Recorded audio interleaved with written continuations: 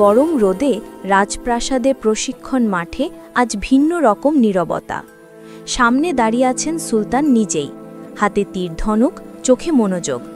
চারপাশে সৈন্য, উজির আর দাসরা নিঃশব্দে তাকিয়ে আছে তার দিকে। সুলতান নিশানা তাক করে একটি তীর ছুড়লেন। তীর বাতাস চিরে ছুটে গেল, কিন্তু লক্ষ্য ভেদ হল না। সুলতান হালকা হতাশ গলায় বললেন, না, আগের মতো নিখুঁত হচ্ছে না, মনে হচ্ছে অনুশীলনে ঘাটতি হয়েছে। উজির নিচু কণ্ঠে বলল, জাহাপনা, আমি আজই নতুন অনুশীলনের পরিকল্পনা তৈরি করে দেব। সুলতান আবার তীর তুললেন, এবার চোখে দৃঢ়তা। তীর ছুটল, কিন্তু হঠাৎ হাত ফসকে গেল।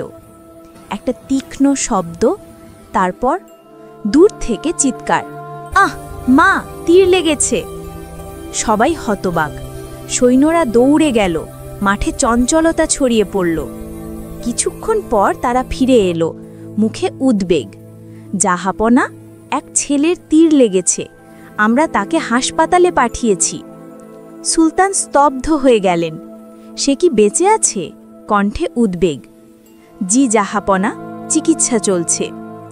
সুলতান কিছুক্ষণ নীরব থাকলেন, তারপর বললেন, আজ আর অনুশীলন হবে না। পরদিন সকাল, রাজপ্রাসাদ নয়, এবার দৃশ্য আদালতের। বিচারকের কক্ষে প্রবেশ করল এক প্রহরী। মাননীয় কাজী সাহেব, এক বৃদ্ধা মহিলা আপনার সঙ্গে দেখা করতে চান। কাজী মাথা তুলে বললেন, বৃদ্ধা মহিলা, এই সকালে? কি ব্যাপার? তিনি কিছু বলেননি, শুধু বলেছেন নিজেই আপনাকে কিছু জানাতে চান। ঠিক আছে, তাকে পাঠিয়ে দাও। দরজার পর্দা সরিয়ে ঢুকলে না ক্লান্ত বৃদ্ধা, মাথায় ওড়না, চোখ লাল, মুখে কষ্টের ছাপ। আসসালামু আলাইকুম হুজুর। ওয়ালাইকুম আসসালাম মা, কি কষ্ট তোমার? বৃদ্ধা কাঁপা কণ্ঠে বললেন, হুজুর, আমার স্বামী বহু বছর আগে মারা গেছেন। আমার জীবনের একমাত্র অবলম্বন আমার ছেলেটা। গতকাল বিকেলে ও আমার সঙ্গে বাড়ি ফিরছিল। হঠাৎ কোথা থেকে একটা তীর এসে ওর গায়ে বিঁধে গেল। আমি চিৎকার করে উঠলাম, ইয়া আল্লাহ, কে এমন করল? তারপর দেখি তীরের গায়ে লেখা সুলতানের রাজমোহর। কাজী স্তব্ধ হয়ে গেলেন। তুমি নিশ্চিত? হ্যাঁ হুজুর, আমি গরিব, কিন্তু চোখ আছে। আমার ছেলে এখন হাসপাতালে মৃত্যুর সঙ্গে লড়ছে। আমি বিচার চাই। আল্লাহর আইন সবার জন্য সমান। আমি গরিব বলেই কি বিচার পাব না? কাজীর চোখে দৃঢ়তা ফুটে উঠল। না মা, আল্লাহর আইনে ধনী গরিবের পার্থক্য নেই। যদি সুলতান দোষীও হন, তবুও আল্লাহর নামে আমি ন্যায় বিচার করব। কাল সকালে আদালত বসবে। সুলতানেরই আমলে সুলতানেরই বিচার হবে। বৃদ্ধা চোখের পানি মুছলেন, কণ্ঠে কৃতজ্ঞতা। আল্লাহ আপনাকে উত্তম প্রতিদান দিন হুজুর। পরদিন সকাল, শহরের পথে পথে আলোচনা। সুলতানের বিচার হবে, নিজেই আদালতে হাজির।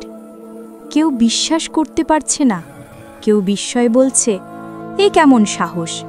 যে কাজী সুলতানের নিয়োগে এসেছে, সেই কাজী আবার সুলতানেরই বিচার করবে? মানুষের ঢল নেমে এলো আদালতের সামনে।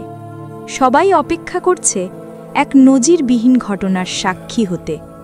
বিচার শুরু হল। দরবার নিস্তব্ধ। কাজী বললেন, অর্ডার! আসামি সুলতানকে কাঠগড়ায় দাঁড়াতে বলা হচ্ছে। সবাই শ্বাসরুদ্ধ হয়ে তাকিয়ে রইল। সুলতান মাথা নিচু করে দাঁড়ালেন। কাজী প্রশ্ন করলেন, জনাব সুলতান, আপনি কি এই বৃদ্ধা মহিলাকে চেনেন?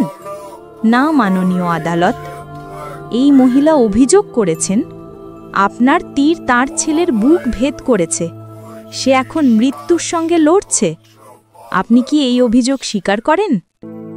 পুরো আদালত নিস্তব্ধ। সুলতান শান্ত কণ্ঠে বললেন, জি হ্যাঁ, আমি স্বীকার করছি। তীরটি আমারই ছিল, তবে এটা সম্পূর্ণ অনিচ্ছাকৃত ভুল। আমি অনুশীলন করছিলাম, তীর হঠাৎ হাত ফসকে বেরিয়ে যায়। আমি কাউকে আঘাত করতে চাইনি, তবু আমি অপরাধী। আদালতে ফিসফাস শুরু হলো। কাজী দৃঢ় কণ্ঠে বললেন, যেহেতু আপনি অপরাধ স্বীকার করেছেন, এখন আপনার সামনে দুটি পথ। 1. বাদীর সঙ্গে আপোষে মীমাংসা করবেন, অথবা 2. আদালতের শাস্তি মেনে নেবেন। সুলতান বৃদ্ধার দিকে তাকালেন, চোখে অনুশোচনা। মা, আমার ভুল হয়ে গেছে। আমি আপনার ছেলেকে ইচ্ছা করে আঘাত করিনি। আমাকে ক্ষমা করে দিন। আমি আপনার ছেলের চিকিৎসার সমস্ত খরচ বহন করব এবং আপনাদের দেখাশোনার দায়িত্বও নেব। বৃদ্ধা চোখ মুছলেন, আবেগে কণ্ঠ কাঁপছে। বাবা, আমি কল্পনাও করতে পারিনি একজন সুলতান এভাবে ক্ষমা চাইতে পারেন। আপনার বিনয় আমাকে মুগ্ধ করেছে। আমি আপনাকে ক্ষমা করে দিলাম। পুরো আদালতে ধ্বনি উঠল, আলহামদুলিল্লাহ, আলহামদুলিল্লাহ। কাজী হাসলেন। যেহেতু বাদী ও বিবাদী আপোষে মীমাংসা করেছেন, এই মামলা খারিজ করা হচ্ছে। মহামান্য সুলতানকে সসম্মানে মুক্ত ঘোষণা করা হলো। সবাই খুশি, কিন্তু তখন সুলতান শান্ত কণ্ঠে বললেন, কাজী সাহেব, আজ আপনার ভাগ্য ভালো। কাজী বিস্মিত। কেন জাহাপনা? সুলতান তার পোশাকের ভেতর থেকে একটি তরবারি বের করলেন। দেখুন, আমি এই তরবারি লুকিয়ে এনেছিলাম। যদি আপনি আজ রাজশক্তির ভয় পেয়ে সত্য গোপন করতেন বা অন্যায় করতেন, তাহলে এই তরবারির আঘাতে আপনার মাথা কেটে ফেলতাম। আদালত স্তব্ধ। সবাই নিঃশব্দে তাকিয়ে আছে দুজনের দিকে। তখন কাজী হাসলেন। মহামান্য সুলতান, আপনার ভাগ্যও ভালো। সুলতান অবাক হয়ে জিজ্ঞাসা করলেন, কেন? কাজী টেবিলের নিচ থেকে একটি চাবুক বের করলেন। আমি এই চাবুকটি লুকিয়ে রেখেছিলাম। যদি আপনি আজ অহংকারে ভরে আল্লাহর আইন অমান্য করতেন, তাহলে এই চাবুকের আঘাতে আপনাকে রক্তাক্ত করে দিতাম। সুলতান তাকিয়ে রইলেন কিছুক্ষণ, তারপর হেসে উঠলেন। সুবহান আল্লাহ! আজ প্রমাণ হল আমার দেশের বিচারক আল্লাহ ভীরু ও নির্ভীক। সে রাজশক্তিকে ভয় পায় না, শুধু আল্লাহকেই ভয় করে। কাজী বিনীতভাবে মাথা নিচু করলেন। আর আপনি প্রমাণ করেছেন একজন প্রকৃত শাসক কেমন হয়, যিনি নিজ অপরাধের বিচার নিজেই মেনে নিতে জানেন। দুজন একে অপরকে আলিঙ্গন করলেন। চারদিকে ধ্বনি উঠল, আল্লাহু আকবার, আল্লাহু আকবার।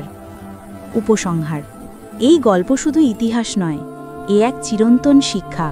একজন সুলতান যিনি ক্ষমতাশালী হয়েও বিনয়ী, একজন কাজী যিনি সত্যের পথে অটল, আর এক অসহায় মা যার কান্না আজ ন্যায় প্রতিষ্ঠার প্রতীক হয়ে রইল। যখন ক্ষমতাধররা আইন মানে, যখন বিচারকরা আল্লাহকে ভয় করে, তখনই সমাজে আসে প্রকৃত শান্তি ও সুবিচার। আসুন আমরা সবাই এই শিক্ষা মনে রাখি। ন্যায়ের পথে থাকলে আল্লাহ আমাদের সাহায্য করেন, আর অন্যায়ের পাশে থাকলে আল্লাহর ন্যায় বিচার একদিন নিশ্চিত আমাদের কাছেও এসে পৌঁছাবে। আল্লাহ ন্যায়পরায়ণদের ভালোবাসেন, আর তিনি অন্যায়কারীদের ভালোবাসেন না।